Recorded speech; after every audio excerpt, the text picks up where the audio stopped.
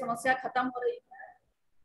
Half एक दिन half एक दिन, अब सबको एक साथ आना है। तो अब उसमें ये बात आ रही है कि अभी जो सीबीएसई की तरफ से आया है वो तो आप लोग एमसीक्यू तैयारी किए ही हैं कि अगर एमसीक्यू नहीं हो, जैसे 40 मार्क्स का था, अगर नहीं हो 80 नंबर का हो, तो फिर उसके लिए ये सारा सिलेबस कंप्लीट चाहिए, जिसमें तो कभी नहीं हुआ है। बिहारी के दोहे हो चुका है, हाँ तो हो गया, हाँ बिहारी के दोहे नहीं हुआ है। हरिहर काका और सपनों के से दिन, हरिहर काका यानी संचयन में, और सपनों के से दिन ये भी संचयन का ही। ये आपको पढ़ना था जुलाई अगस्त महीने में, लेकिन जब सीबीएसई का आ गया था नोटिस तो फिर हमने उसको छोड़ दिया। समास हो ही गया है, सूचना लेखन, संवाद लेखन, ये सब मैं आप लोगों को करवा चुकी है। अलंकार हुआ है, अलंकार भी हुआ है, तो ये सब को फिर से मैं एक बार रिवीजन करवा दूंगी। अभी फिलहाल बिहारी के दोहे, या 1 तारीख से स्टार्ट करूं, सारे बच्चे आ जाएंगे।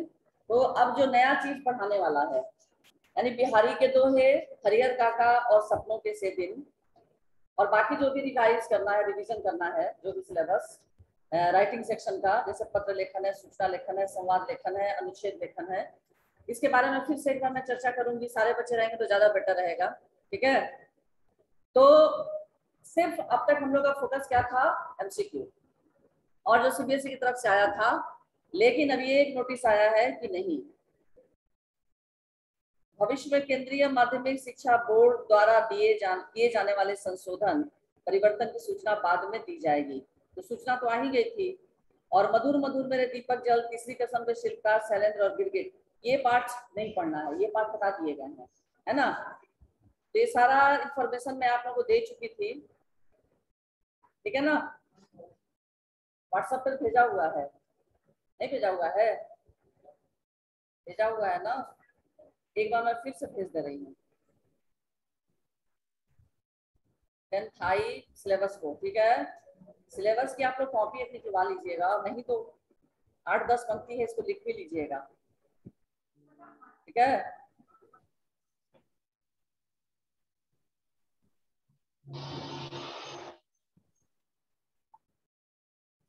टेन जे में मैंने भेज दिया, 10 आई में भेज दे रही हूँ।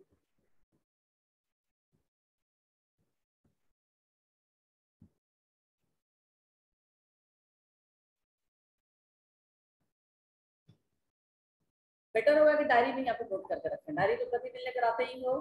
सीडब्ल्यू की कॉपी मान लीजिए भर जाएगी तो आप उसको रख देंगे, दूसरी कॉपी लेकर आएंगे, तो बार बार सीडब्ल्यू कॉपी में नहीं लिखेंगे ना, डायरी में लिख लीजिएगा, ठीक है। आज जाकर ये काम पहला कीजिएगा कि सिलेबस, ठीक है, दोनों ग्रुप में मैंने भेज दिया, 10 आई और 10 जे में।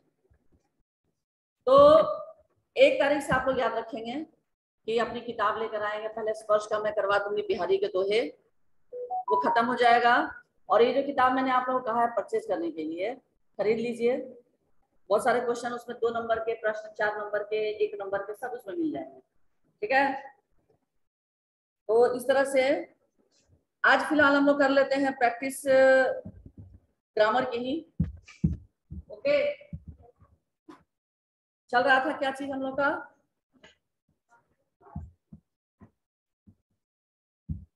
अब 1 तारीख से आप लोग को आना है, सबको पता है ना। Yes ma'am. और बाकी सारे टीचर्स के पास भी सब मैसेज आया है, सेम मैसेज, क्योंकि सारे सब्जेक्ट टीचर्स आप लोग को याद होगा सिलेबस भेजे होंगे, सारे सब्जेक्ट में नहीं आया था। जिस तरह से मैं मैथ्स ये मंथ वाइज बना के भेजी हूँ, मुझे पता है सारे सब्जेक्ट टीचर भेजे होंगे, मंथ वाइज सबको कहा गया था बनाने के लिए। नवंबर में, हाँ नहीं, डेट तो सितंबर नहीं होगा, डेट के बारे में भी मुझे नहीं कुछ पता। अभी 8 तक का ही खाली हो रहा है कि सितंबर में 1 से 8 तक का, अभी बस वही मुझे सुनने में आ रहा है। ये वाक्य परिवर्तन पूरा नहीं हुआ था ना, कितना नंबर तक हुआ था ऑनलाइन स्टूडेंट्स, वाक्य परिवर्तन कितने नंबर तक हुआ था, 18। 4 वाक्य था, उसमें मिश्र वाक्य चुनना था। तो था जैसे ही विपत्ति आई वैसे ही अपनों ने साथ छोड़ दिया, यहीं तक हुआ था ना। चलिए फिर भी आज भी शुरू कीजिए। ग्रामर कुछ भी रहे, ग्रामर तो रहेगा ही, हर हाल में रहेगा, है ना।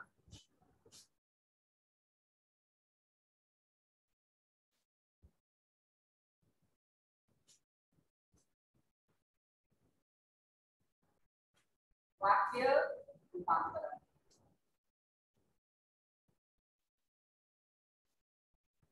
अब इसमें बहुत कंफ्यूजन है। कुछ लोग कह रहे हैं कि नहीं, हम लोग को जो सीबीएसई से आया है हम लोग वही करेंगे, हम लोग दूसरा नहीं कुछ मानेंगे, लेकिन मैं मान रही हूँ।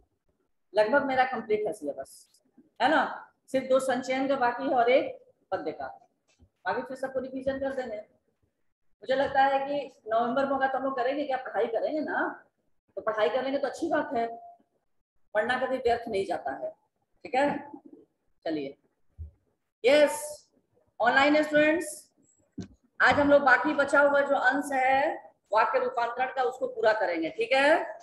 चलिए कॉपी निकालिए आप लोग। 19 नंबर से फिर शुरू करें। निम्नलिखित में सरल वाक्य है, निम्नलिखित में सरल वाक्य है, निम्नलिखित में सरल वाक्य है। अब वाक्य में बोल रही हूँ, ध्यान से आप सुनिए, ठीक है। और जो सरल वाक्य होगा उसको लिखेंगे। पहला है, ध्यान से सुनो। वामीरो कुछ सचेत होने पर घर की ओर दौड़ी। दूसरा, जैसे ही वामीरो सचेत हुई वैसे ही वह घर की ओर दौड़ी। क्या ये सरल वाक्य है? कौन सा है? मिश्र। जब वामीरो सचेत होगी तब वह घर की ओर दौड़ेगी, ये भी मिश्र। वामीरो सचेत हुई क्योंकि उसे घर की ओर दौड़ना था, ये संयुक्त। 2 मिश्र हो गया, 1 संयुक्त हो गया, तो कौन सा बचा? पहला ही सरल वाक्य है। वामीरो कुछ सचेत होने पर घर की ओर दौड़ी, ये आपका सरल वाक्य होगा। वामीरो कुछ सचेत होने पर घर की ओर दौड़ी। आज आप लोग सिलेबस डायरी में जरूर लिख लेंगे, ऑनलाइन स्टूडेंट्स ऑल्सो। मैंने भेज दिया है सिलेबस दोबारा, पुनः मैंने भेजा है हिंदी का सिलेबस अर्धवार्षिक का, ठीक है, मंथ वाइज। उसको तुम लोग डायरी में नोट कर लोगे। अर्धवार्षिक और वार्षिक दोनों है ना, सिलेबस में दोनों है, आधा अधूरा नहीं है। मंथ वाइज है पूरा टिल फरवरी तक, तो पूरा है उसमें, यानी किस मंथ में क्या पढ़ना है। और अब अगले महीने से एज कंप्लीट हो जाता है तो फिर हम लोग मंथ वाइज ही पढ़ेंगे, ठीक है। उसके बाद नेक्स्ट 20 नंबर, ये हो गया ना। वामीरो कुछ सचेत होने पर घर की ओर दौड़ी, यही आपका सरल वाक्य है। नेक्स्ट क्वेश्चन नंबर 20, निम्नलिखित में मिश्र वाक्य है, निम्नलिखित में मिश्र वाक्य है। अब मिश्र वाक्य ध्यान से सुनिए, वाक्य को पहचानिए और फिर लिखिए। तो पहला, वह बाजार गई और साड़ी खरीदी, कौन सा वाक्य है? वह साड़ी खरीदेगी इसलिए बाजार गई, ये भी संयुक्त वाक्य। उसे साड़ी खरीदनी थी इसलिए वह बाजार गई, ये मिश्र। उसे साड़ी खरीदनी थी इसलिए। उसके बाद सुनो और एक है, जैसे ही वह बाजार गई वैसे ही उसने साड़ी खरीद ली। ये दोनों मिश्र है, लेकिन ये ग नंबर जो है ज्यादा एप्रोप्रिएट है कि उसे साड़ी खरीदनी थी, कौमा, इसलिए वह बाजार गई। उसे साड़ी खरीदनी थी, कौमा, इसलिए वह बाजार गई, ठीक है।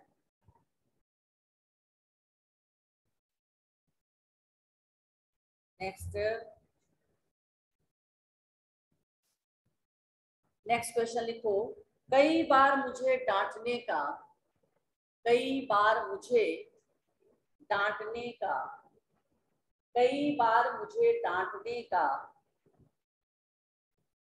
अवसर मिलने पर भी, कई बार मुझे डांटने का अवसर मिलने पर भी बड़े भाई साहब चुप रहे। कई बार मुझे डांटने का अवसर मिलने पर भी बड़े भाई साहब चुप रहे। कई बार मुझे डांटने का अवसर मिलने पर भी बड़े भाई साहब चुप रहे का संयुक्त वाक्य बनेगा, का संयुक्त वाक्य बनेगा।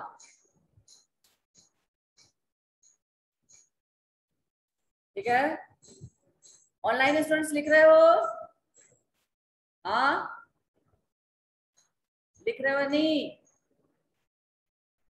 Online students? Yes ma'am. इतना देरी से बोलते हो जी? चलो ध्यान से सुनो। मुझे डांटने के कई अवसर मिलने के बाद भी बड़े भाई साहब चुप रहे, क्या यह संयुक्त वाक्य है?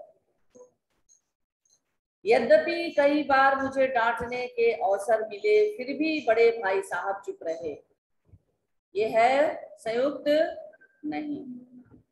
मुझे डांटने के कई अवसर मिले कौमा किंतु बड़े भाई साहब चुप रहे, ये चलेगा?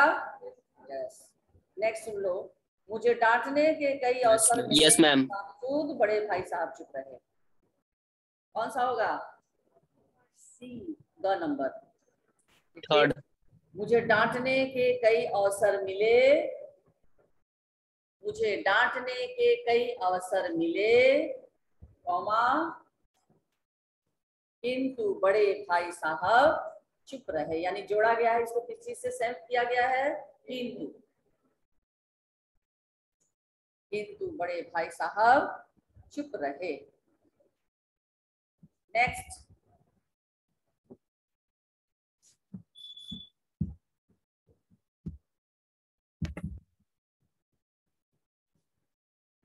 उससे मिल लेना। नेक्स्ट क्वेश्चन, उससे मिल लेना कौमा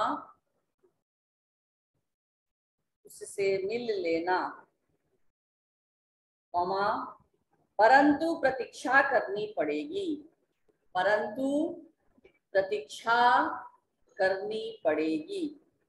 उससे मिल लेना कौमा परंतु प्रतीक्षा करनी पड़ेगी कौमा का मिश्र वाक्य बनेगा, का मिश्र वाक्य बनेगा। उससे मिल लेना कौमा परंतु प्रतीक्षा करनी पड़ेगी का मिश्र वाक्य बनेगा। अब ध्यान से सुनो, उससे मिलने के लिए प्रतीक्षा करनी पड़ेगी, क्या ये है? नहीं। यदि उससे मिलना हो कौमा तो प्रतीक्षा करनी पड़ेगी, यस और नो? यस। फिर तो ध्यान से सुन लो, जब उससे मिले तब प्रतीक्षा करनी पड़ेगी, उससे मिले परंतु प्रतीक्षा करनी पड़ेगी। सही कौन होगा? हाँ, बी नंबर। यदि उससे मिलना हो, यदि उससे मिलना हो कौमा तो प्रतीक्षा करनी पड़ेगी, यदि उससे मिलना हो कौमा तो प्रतीक्षा करनी पड़ेगी। ऑनलाइन स्टूडेंट्स लिख रहे हो? हाँ, यस मैम। Yes ma'am. साथ साथ चलिए आप लोग। नेक्स्ट, नेक्स्ट क्वेश्चन, निम्नलिखित में संयुक्त वाक्य है, प्रश्न का कैप्शन लिखे, निम्नलिखित में संयुक्त वाक्य है, निम्नलिखित में संयुक्त वाक्य है। अब वाक्यों को ध्यान से सुने। वह आलसी था कौमा इसलिए विफल हुआ, ये पहला वाक्य है। दूसरा, वह आलसी था तथा विफल हुआ। तीसरा, जो ही वह आलसी हुआ त्यों ही विफल हुआ, यदि वह आलसी होता तो विफल होता। सबसे पहला, वह आलसी था कौमा इसलिए विफल हुआ। ठीक है, वह आलसी था कौमा इसलिए विफल हुआ। हो गया।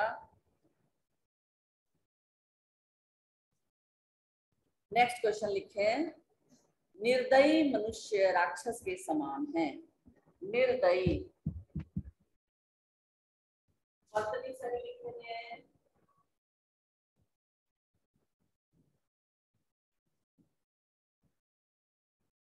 निर्दयी मनुष्य राक्षस के समान है।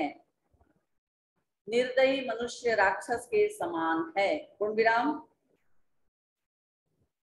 वाक्य रचना की दृष्टि से है। वाक्य पूर्ण विराम के बाद लिखिए, वाक्य रचना की दृष्टि से है। कौन सा वाक्य है? सरल। यस, निर्दयी मनुष्य राक्षस के समान है। सरल। नेक्स्ट क्वेश्चन, वामीरों से मिलने के बाद, वामीरों से मिलने के बाद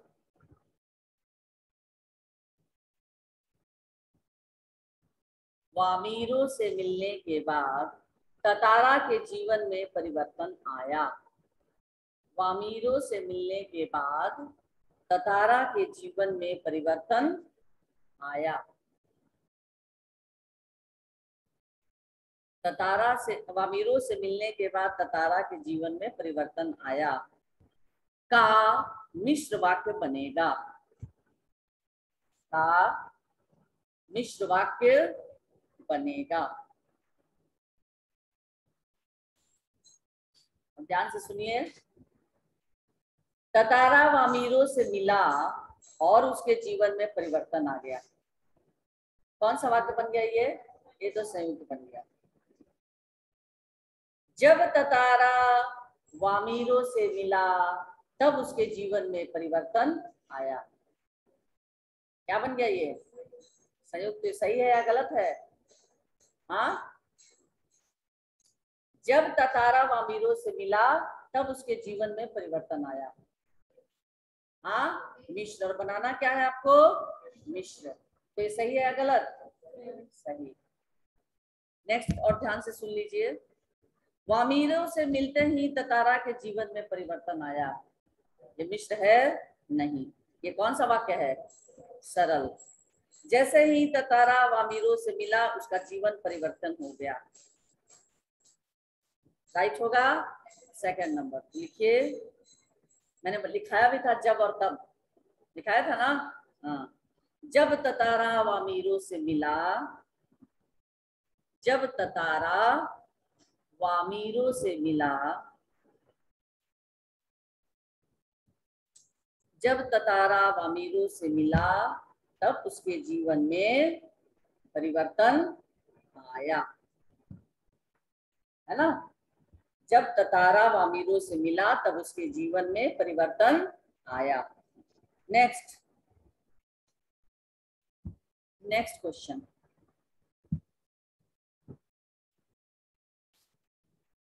सुजाता सब्जी खरीदने बाजार गई। सुजाता सब्जी खरीदने बाजार गई, कौमा का संयुक्त वाक्य बनेगा। और पहले ये बताओ, ये वाक्य कौन सा है? सरल वाक्य। इसका बनाना है आपको संयुक्त। का संयुक्त वाक्य बनेगा। का संयुक्त वाक्य बनेगा। अब आंसर सुनिए, जब सुजाता बाजार गई तब उसने सब्जी खरीदी। ये कौन सा वाक्य बन गया? मिश्र बन गया। नेक्स्ट है, बाजार जाते ही सुजाता ने सब्जी खरीदी। ये कौन सा वाक्य है? सरल। जैसे सुजाता सब्जी खरीदने बाजार गई, या बाजार जाते ही सुजाता ने सब्जी खरीदी। सरल ही ना है। नेक्स्ट, सुजाता बाजार गई कौमा क्योंकि उसे सब्जी खरीदनी थी। संयुक्त। एक और है, सुजाता ने बाजार जाते ही सब्जी खरीदी, वो भी नहीं है। चलिए लिखिए, सुजाता बाजार गई कौमा क्योंकि उसे सब्जी खरीदनी थी। यानी संयुक्त बनाया गया क्योंकि योजक को लगाकर। सुजाता बाजार गई कौमा क्योंकि उसे सब्जी खरीदनी थी।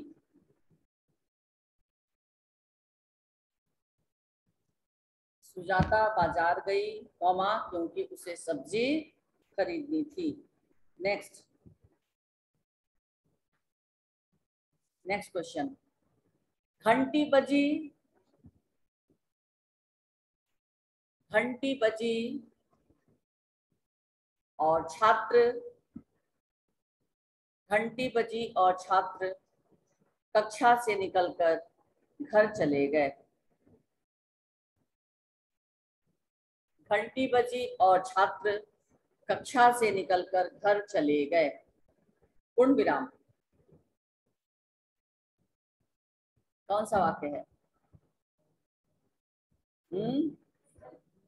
यस, उत्तर में लिख दो संयुक्त वाक्य।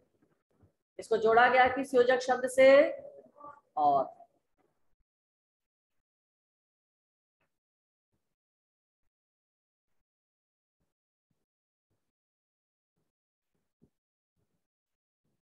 ठीक है, नेक्स्ट का क्वेश्चन हेडिंग लिखो, निम्नलिखित में मिश्र वाक्य है। निम्नलिखित में मिश्र वाक्य है। मैं उम्मीद करती हूँ कि परीक्षा में इस तरह से अगर प्रश्न आते हैं तो आप लोग कर लेंगे, गलती की कोई गुंजाइश नहीं रहेगी। और बड़े शांतिपूर्वक सभी वाक्यों को पढ़ेंगे, विश्लेषण करेंगे, सोचेंगे। ठीक है, उसके उपरांत ही सही आंसर को लिखेंगे। ठीक है, चलिए लिखिए, अब ध्यान से सुनिए। निम्नलिखित में मिश्र वाक्य है।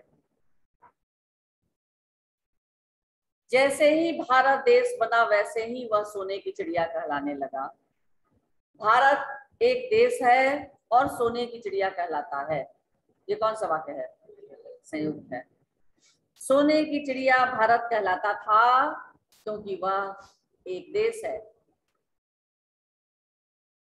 यह वही भारत देश है कौमा जो सोने की चिड़िया कहलाता था।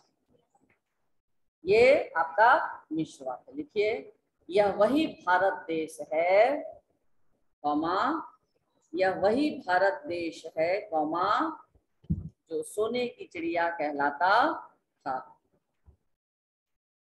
यह वही भारत देश है कौमा जो सोने की चिड़िया कहलाता था।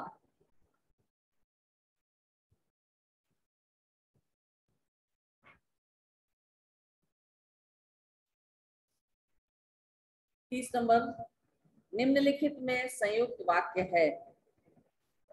निम्नलिखित में संयुक्त वाक्य है। बस ये खत्म आपका। निम्नलिखित में संयुक्त वाक्य है।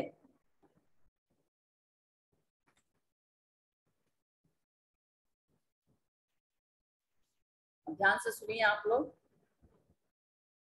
वह अपराधी था और उसे सजा मिली। वह अपराधी, देखिए मैं बार बार बोलती हूँ कि वाक्यों के विन्यास पर, वाक्यों के निर्माण पर ध्यान देंगे।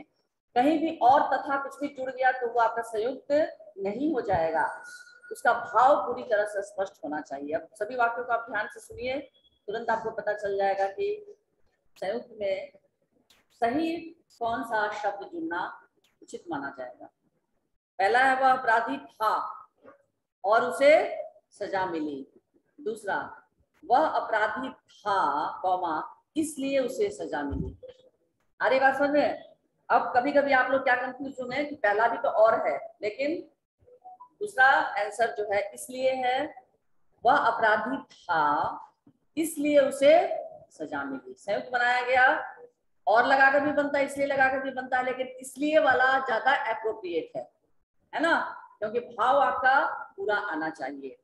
प्रत्येक अपराधी को सजा मिलती है, ये भी नहीं है। जैसे ही वो अपराधी बना वैसे ही उसे सजा मिली, ये भी नहीं है। कौन है? वह अपराधी था कौमा इसलिए उसे सजा मिली। वह अपराधी था इसलिए उसे सजा मिली। हो गया?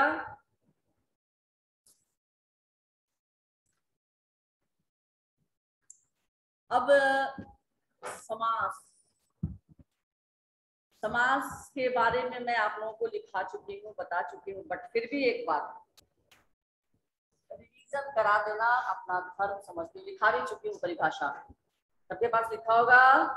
हाँ, फिर से एक बार रिव्यू करते रहिए।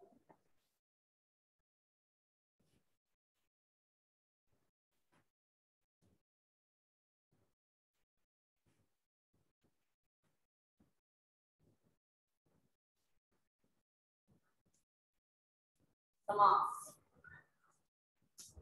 सबसे तो पहले ध्यान से आप लोग सुन लीजिए।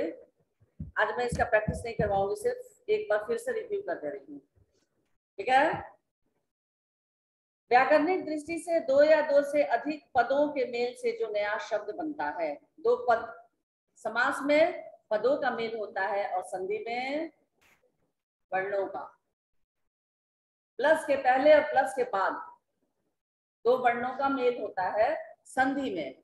संधि का भी अर्थ होता है मेल और समास का अर्थ होता है मेल, लेकिन उसका संक्षिप्त रूप, ठीक है? उसे समस्त पद कहते हैं तथा शब्दों के मेल से नए शब्द बनाने की प्रक्रिया को समास कहते हैं। जैसे गंगा जल, रामावतार, पत्रोत्तर। अब वास्तव में कम से कम शब्दों में अधिक अर्थ प्रकट करना ही समास का मुख्य प्रयोजन होता है। जैसे हम लोग ये नहीं कहेंगे कि देखो परीक्षा का अर्थ ही जा रहा है, परीक्षा भवन की ओर परीक्षा का अर्थ ही जा रहा है, क्या आप लोग ये बोलेंगे? नहीं, क्या कहेंगे? परीक्षार्थी, यानी एग्जामिनी, है ना? परीक्षा भवन की ओर परीक्षार्थी जा रहे हैं। तो सटीक समास उस समय परीक्षा का अर्थी ना कहकर हम क्या कहेंगे? परीक्षार्थी। बात आ रही समझ में? वह देखो राजा का पुत्र जा रहा है, ना कहकर क्या कहेंगे? राजपुत्र जा रहा है, ठीक है? तो समास यानी संक्षिप्त रूप, ठीक है?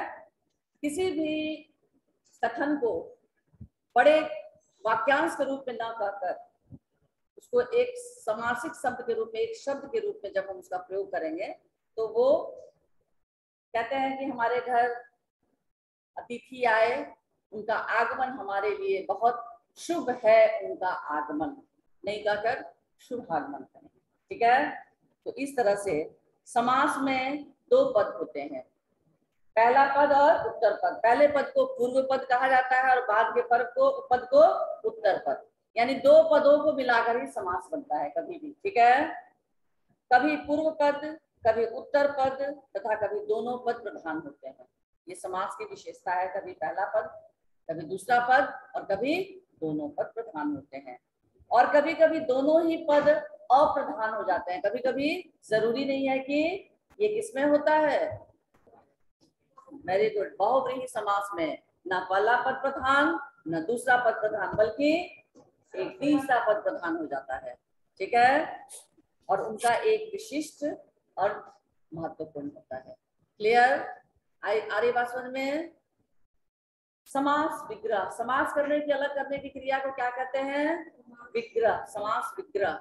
और संधि को अलग करने की क्रिया को विच्छेद। विच्छेद मतलब अलग हो जाना, विग्रह मतलब अलग हो जाना। और संधि में जोड़ने की क्रिया को, विच्छेद को जोड़ेंगे तो उसको हम संधि कहेंगे, और समास में विग्रह को जब एक करेंगे तो उसको समस्त पद कहेंगे, ठीक है? आगे बात समझ में? ये बेसिक अंतर है संधि और समास में। अब देखिए समास, समस्त पदों को अलग करने की विधि को समास विग्रह कहते हैं। जैसे पत्रोत्तर, आप शीघ्र हमारे पत्र का उत्तर दें, ऐसा ना कहकर शीघ्र पत्रोत्तर दें, ऐसा भी कर सकते हैं हम, है ना? शीघ्र पत्रोत्तर दें। गंगा जल, गंगा का जल कहाँ रखा हुआ है, ऐसा ना कहकर क्या कहेंगे? गंगा जल कहाँ है या कहाँ रखा हुआ है, ठीक है? तो समस्त पद जो है हमारे जीवन के लिए बहुत ही अनिवार्य है। हम उनको विग्रह के रूप में उनका प्रयोग नहीं करना चाहते, बल्कि समस्त पद के रूप में ही उसका प्रयोग करते हैं। अब समास के भेद। समास के मुख्यतः 6 भेद माने गए हैं। 6 भेद होते हैं। तत्पुरुष समास, कर्मधारय समास, द्विगु, बहुव्रीहि, द्वंद्व और अव्ययी भाव। ये आपके समास के 6 भेद हैं। अब इसमें देखिए, सबसे पहला है तत्पुरुष समास। ठीक है। तत्पुरुष समास में उत्तर पद की प्रधानता होती है और पूर्व पद गौण होता है। गौण यानी उसका उतना महत्व नहीं होता है, दूसरे पद का ज्यादा महत्व होता है। किसमें? किस समास में? तत्पुरुष समास में। और इस समास में समस्त पदों का लिंग और वचन अंतिम पद के अनुसार ही होता है। यानी इस समास में समस्त पद जो होते हैं उसका लिंग और वचन किसके अनुसार होता है? अंतिम पद के अनुसार। तत्पुरुष समास में बहुधा दोनों पद संज्ञा या पहला पद संज्ञा और दूसरा पद विशेषण होता है। इस समास में समस्त पद करते समय कारक विभक्ति, कारक के जो चिन्ह होते हैं समस्त पद जब हम बनाते हैं तो उनका लोप हो जाता है, और जब विग्रह करते हैं तो उसका प्रयोग करते हैं, और जब समस्त पद बनाते हैं तो जितने भी कारक चिन्ह रहते हैं उनका लोप हो जाता है। जैसे राजा का पुत्र, विग्रह करेंगे तो का लगाए राजपुत्र, और जब समस्त पद बनाएंगे राजपुत्र तो का लोप हो जाएगा, का जो है वो विलीन हो जाएगा। ठीक है। इसीलिए लुप्त गायब हुई विभक्ति के कारक के अनुसार इस समास के निम्नलिखित भेद किए जाते हैं। यानी तत्पुरुष, अब कर्म कारक चिन्ह कितने हैं? कुल 8 हैं। लेकिन जब तत्पुरुष के अंतर्गत हम लोग उनका प्रयोग करते हैं उन चिन्हों का, तो 2 चिन्हों को छोड़ देते हैं। सबसे पहला कर्ता का ने चिन्ह और अंतिम संबोधन हे अरे, ये 2 चिन्हों को हम छोड़ देते हैं। बाकी बच गए जो 6 चिन्ह, उनका प्रयोग हम किसके अंतर्गत करते हैं? विग्रह करने के लिए। तत्पुरुष के अंतर्गत विग्रह करने के लिए उन्हीं 6 कारक चिन्हों का हम प्रयोग करते हैं। आगे बात समझ में? और इसीलिए जैसे कर्म का कारक चिन्ह होता है को, जब को का प्रयोग करेंगे तो लिखेंगे कर्म तत्पुरुष समास। यानी जिस चिन्ह का नाम लिखेंगे, हम चिन्ह का प्रयोग करेंगे उसका नाम लिखेंगे। करण का करेंगे तो करण, कर्म का तो कर्म, संबंध तो संबंध, लेकिन उसके साथ क्या लगाएंगे? तत्पुरुष। ठीक है, तत्पुरुष लगाते चलेंगे, इसलिए क्योंकि तत्पुरुष के अंतर्गत ही हम इसका प्रयोग करते हैं। बात आ रही समझ में? लेकिन कभी कभी परीक्षा में कारक चिन्हों का नाम नहीं दिया जाएगा। जैसे मान लीजिए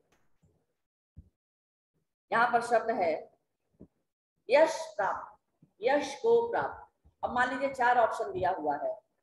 ठीक है, यश को प्राप्त इसको लिख दिया है, कर्म तत्पुरुष लिखना चाहिए विग्रह में, लेकिन वहां पर खाली लिखा हुआ तत्पुरुष समास, अव्यय भाव, कर्मधारय और द्विगु।